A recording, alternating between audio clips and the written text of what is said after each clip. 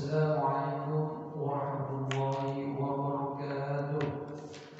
Alhamdulillahirabbil alamin wa bihi nasta'inu ala umuri din wassalatu wassalamu ala asyrafil anbiya'i wal mursalin sayyidina wa habibina wa maulana Muhammadin wa ala alihi wa sahbihi ajma'in amma ba'd.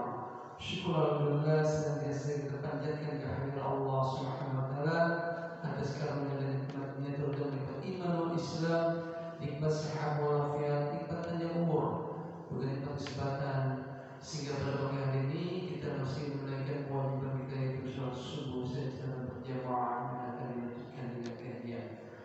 Salawat sering salam dalam berkasih juga kepada baginda kita Nabi Muhammad sallallahu alaihi wasallam, keluarga sahabat serta Islam istiqomah dengan sunnah-sunnahnya. Mudah-mudahan dapat diamalkan dan mendapatkan syafaat yaumul qiyamah nanti. Amin ya rabbal alamin.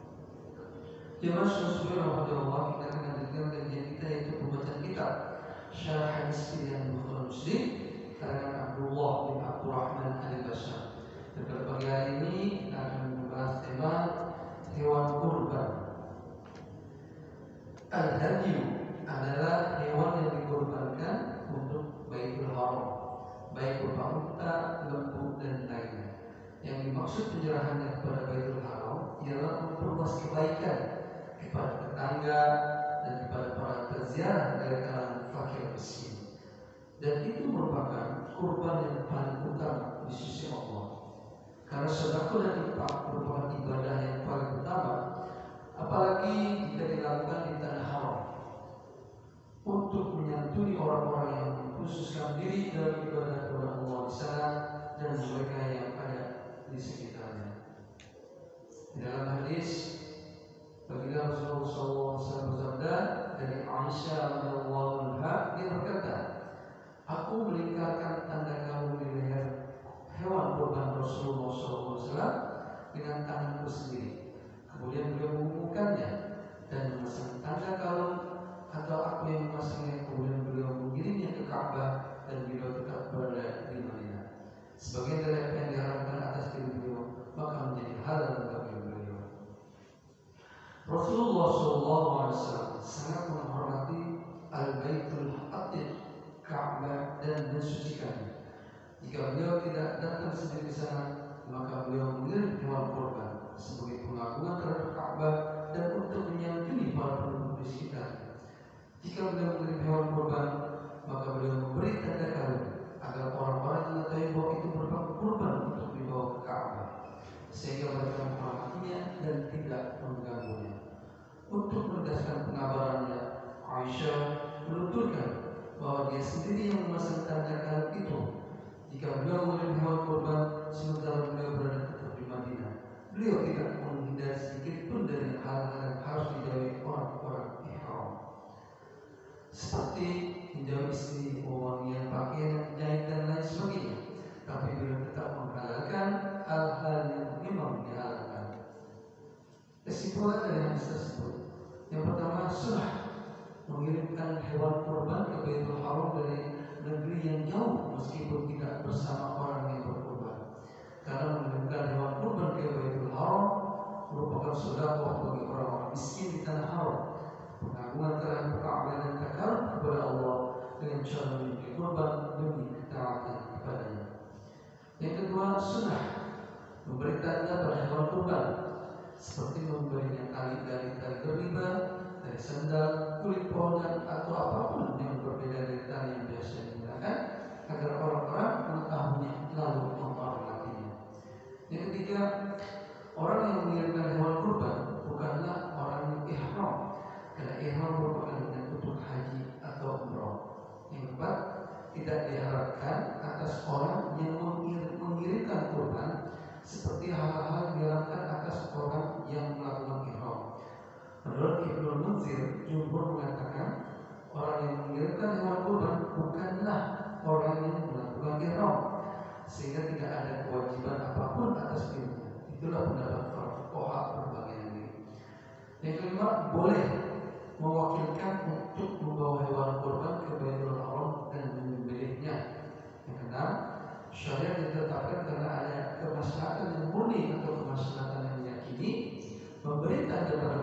atau kurban memang ada sedikit siksaan terhadapnya. Tapi kemaslahatan memberikan dari itulah demi pengagungan dan menunjukkan ketaatan kepada Allah dengan mengorbankannya, sehingga tujuan yang kedua ini lebih kuat daripada sedikit kerusakan pada hewan kurban.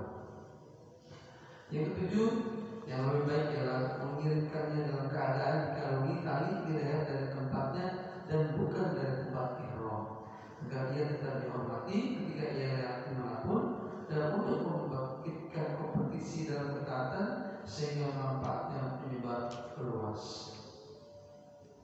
Selanjutnya di dalam hadis dari Aisyah radhiyallahu anha, ia berkata, suatu kali Nabi SAW pernah mengirimkan kurban berupa seekor kambing. Hewan kurban yang lebih sering dikirimkan Rasulullah SAW ke Baitul Haram ialah berupa unta, karena manfaatnya yang lebih besar, yang berarti pahalanya pun juga lebih banyak. Aisyah menuturkan, suatu kali beliau pernah mengirimkan hewan kurban seekor kambing. Menyembelih kurban dari jenis hewan ternak dan lain-lainnya diperbolehkan. Namun jika berupa hewan ternak, maka ia merupakan penampakan syara Allah dan penyembelihan demi keridhaannya. Jadi di sini terkandung dua jenis ibadah, yaitu pertama sedekah dan yang kedua menyembelih hewan yang baik. Yang sebelumnya hewan ternak itu disembelih dan disediakan untuk berhala atau tauhid. Kesimpulan dari hadis yang tersebut ialah yang pertama, boleh mengirimkan hewan kurban ke Baitul Haram berupa kambing.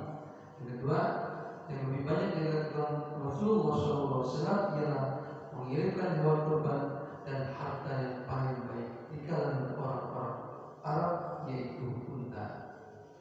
Alhamdulillah, dua buah hadis dan tema pada pagi hari ini, dua buah hadis ini menerangkan bagaimana ketika baginda Rasulullah SAW mengirimkan hewan kurban dengan mengikat atau memberikan kalung pada hewan kurbannya, di mana dari hadis pertama ini tujuannya adalah agar hewan kurban ini diketahui oleh seluruh masyarakat di sana bahwa ini merupakan hewan yang akan dikorbankan oleh baginda Rasulullah SAW. Dan yang kedua, tadi dijelaskan hewan kurbannya tidak hanya berupa unta, namun bisa juga seekor kambing. Jadi merupakan hewan ternak. Yang sebelumnya hewan ternak ini biasa digunakan untuk sembelih atau dijadikan untuk berhala. Jadi hewan kurban ternak itu boleh untuk menjadikan hewan penyembelihan kurban. Mudah-mudahan dua hadis ini sangat bermanfaat bagi kita semua dalam kehidupan kita sehari-hari, dan tentunya sebentar lagi kita akan memasuki bulan Dzulhijjah, di mana di bulan Dzulhijjah itu adalah nanti ada proses penyembelihan hewan kurban. Mudah-mudahan tahun ini kita dapat melaksanakan ibadah kurban. Amin ya rabbal alamin. Demikian yang dapat kami sampaikan. Mudah-mudahan ini sangat bermanfaat terutama bagi saya pribadi dan juga para jemaah sekalian yang mendengarkan. Mudah-mudahan juga kita senantiasa selalu istiqomah untuk menyampaikan suatu buah hadis atau firman Allah dalam rangka meningkatkan keimanan dan ketakwaan kita, dan juga mengikuti sunnah-sunnah baginda Rasulullah SAW. Mohon maaf atas segala kekurangannya. Wabillahi taufiq wal hidayah. Wassalamualaikum warahmatullahi wabarakatuh. Waalaikumsalam.